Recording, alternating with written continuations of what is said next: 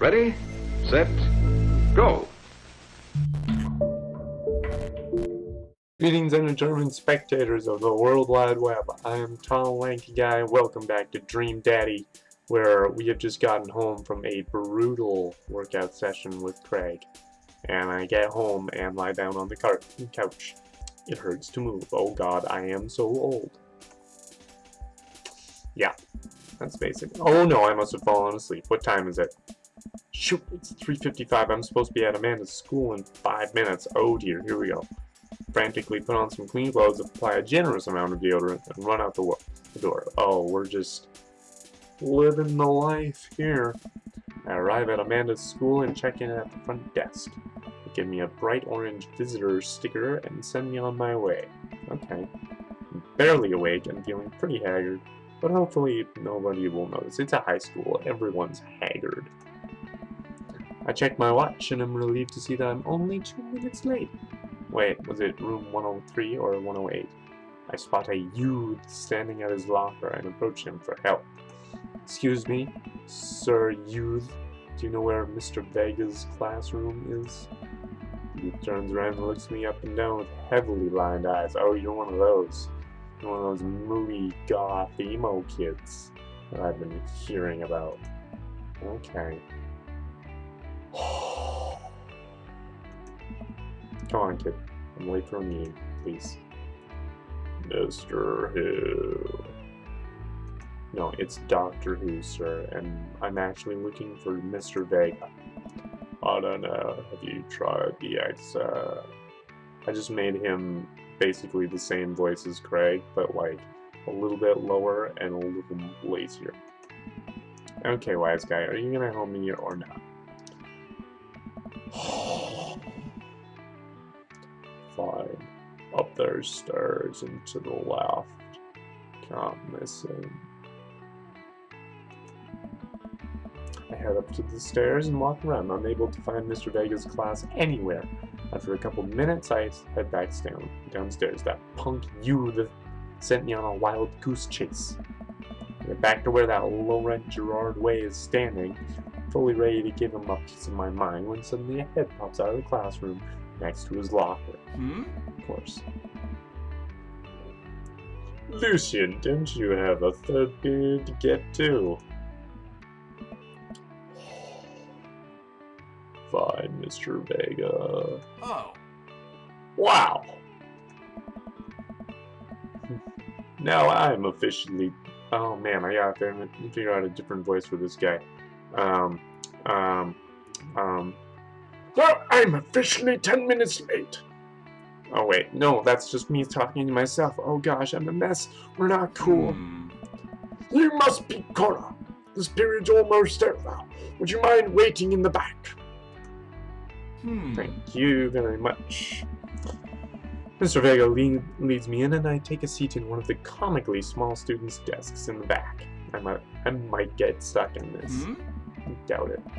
Alright, where were we? Now who can tell me about the unreliability of the narrator in J.D. Salinger's Catcher in the Rye? Yes, Colin! Colin stands up and does the thing where he blows into the crook of his elbow to make a fart noise. Oh, classic. The whole class erupted in laughter. Of course, it's comedic gold, quite frankly. Alright, everybody. Very funny, Colin. Please sit down. I realize that this voice sounds a little bit old for a guy who's still got fully brown hair and a bushy mustache and glasses, but I'm sticking with it. Now, Holden Caulfield is an unreliable narrator in the sense that the bell for the end of the period rings. All the students immediately get up and make a break for the door. Whoa. Remember to do the reading and answer the response questions on page 194 in your textbook. Nobody's listening, as usual. Or not, I guess. Mr. Vega turns to me and sighs. Middle schoolers, right? Don't you teach high schoolers? Both.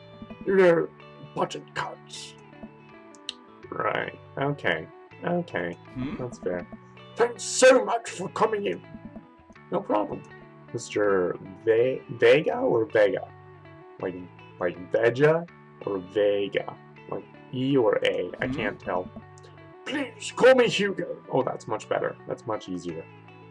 Okay. I don't know. There we go. I don't normally do these impromptu parent-teacher meetings, but as I'm sure you know, Amanda's a very bright student, and I'm concerned about her recent behavior. What's going on? Amanda has never been the most engaged student, but I know she cares. Recently, though, she's been falling behind. She's not completing assignments and has been doing rather poorly on tests. I'd normally chalk this up as senioritis, but... This is strange. I thought Amanda always shared everything with me. What's going on there, kiddo? It hadn't even crossed my mind that something might be wrong. I just wanted to ask, is everything okay at home? Well, we did just move, so there's that. We just moved recently, but it was only to the other side of town, and Amanda was more excited about it than I was. Oh. See if you can talk to her about it. I know she values you a great deal and would appreciate your guidance if she keeps heading down this road. I know how important art school is to her, and I would hate to see her miss out on scholarship money that she clearly deserves. I'll make sure to talk to Amanda. Thanks for letting me know, Hugo. Anytime! On my way out, I stopped, thinking for a moment. I turned to Hugo. Hey, Hugo. Yes! You ever catch that rye? Oh. English puns. I love it. Two of my favorite things. Yes. Yes, nice. Good talk, man. I leave the classroom and make my way out of the school. I'm still a little bit in shock that Amanda was able to hide this so well from me. She's always been such a force for positivity in my life, especially after we lost her father. Amanda must be done with classes for the day by now. I'm sure she would appreciate a ride home, and maybe I can talk to her about what's going on. I pull up to the carpool, and Amanda hops in the passenger seat. Alright, kiddo. Yeah, talk. So, did you have fun gossiping about me? Mr. Vega and I actually just gossiped about our celebrity crushes. Yeah. So you talked about Mario Batali the whole time? Get out of here. It was a very productive meeting. I'm pretty hungry. Can we grab some dinner? Sure thing. Mall food court. It's a good place to have a weird academic discussion. Does that sound good to you? Yeah, sure. Why the mall? Jeez, can't a dad take his daughter to the mall? Is that not okay? Also, I kind of want to go to the mall, maybe. Will you buy me things? I will buy you a thing. Singular. One particular thing. Sounds like a deal to me. We drive in silence for a short while. Amanda plays a game on her phone. I should say something. You know, sometimes when a kid gets older, they find that they have to keep things hidden from their parents. And that's okay, because sometimes that's what kids do. And that's okay. But also sometimes it's good to have the parents' perspective, because, you know, maybe the parents have also dealt with similar situations. And maybe they're a little cooler than you give them credit for. You know, just hypothetically. Anyway, what I'm trying to say is that it's good to share. Love you.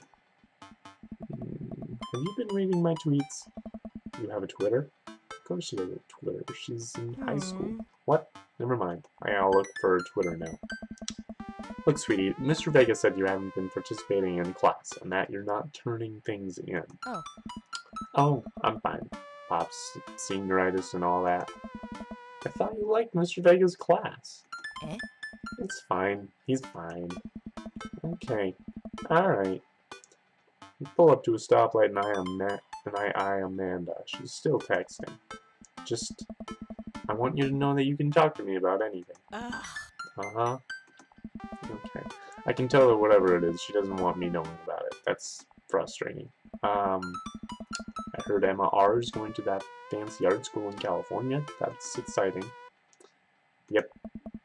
Are you bummed that you guys aren't going to the same school? Yep. She keeps texting. She stifles a laugh. Oh no. I know what's happening. What's so funny? I don't think you get it. Is it one of those meme things? Is it one of those memes I've been hearing about? Who are you texting? Oh. Noah. Who's Noah? Who's Noah? My friend. Uh-huh. Uh-huh. Uh-huh. Does he go to your school? Yep. Do you like Noah? What? No. Dad. Ugh. I can't believe you would... Dad. I mean, jeez. Why would you... Ugh. Gross. Methinks she doth protest too much. Sorry, just asking. Pretty sure she... Dad, he's just my friend. Okay, I'll let you say that. Guys and girls can be friends. He's my friend. Okay. I never said that they couldn't. Okay.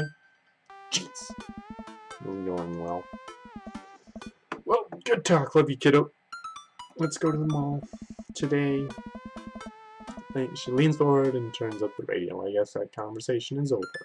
To the mall, then. Alright.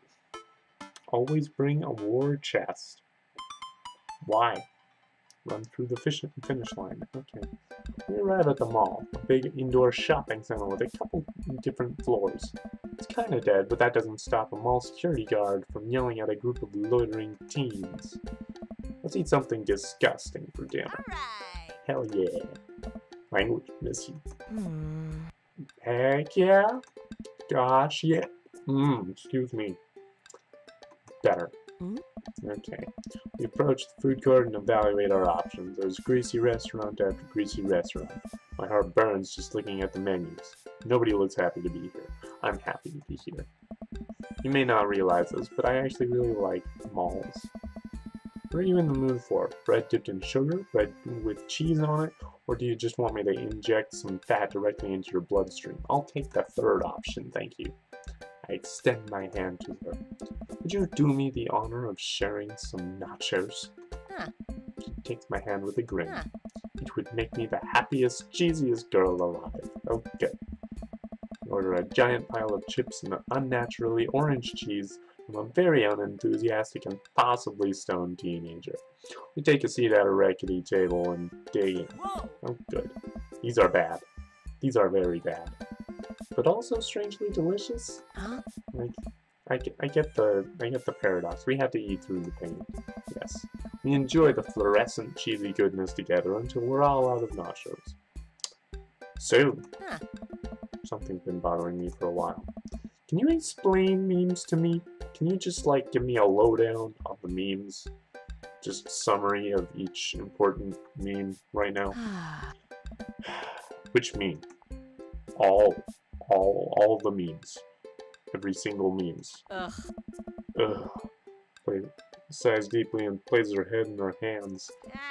Dad, it's complicated. See, memes are inside jokes shared by a bunch of people that get less funny the more people do it.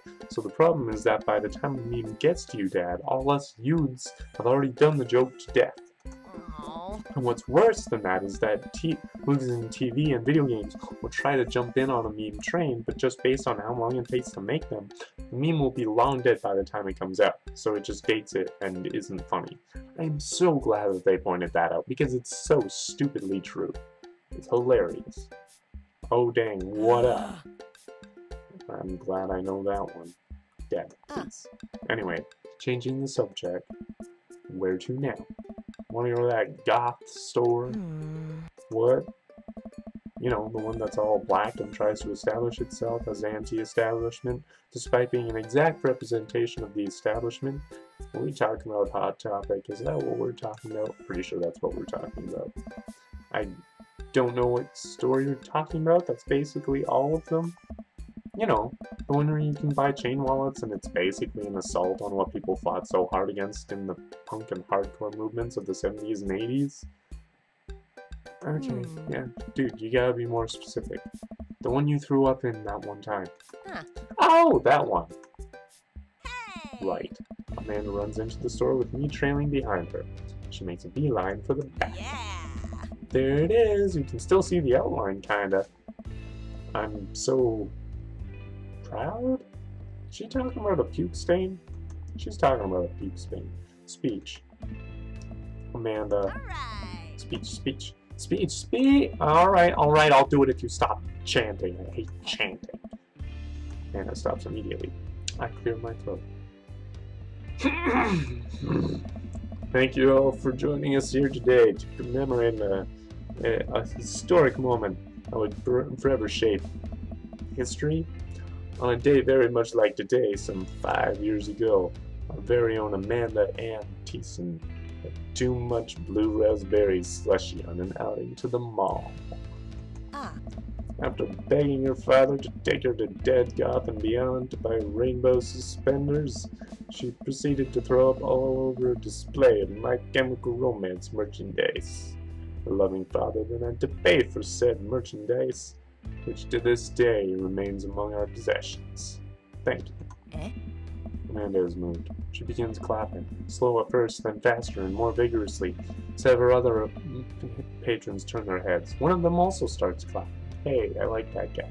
I bow my head. Hey! Oh hey, chain wallets.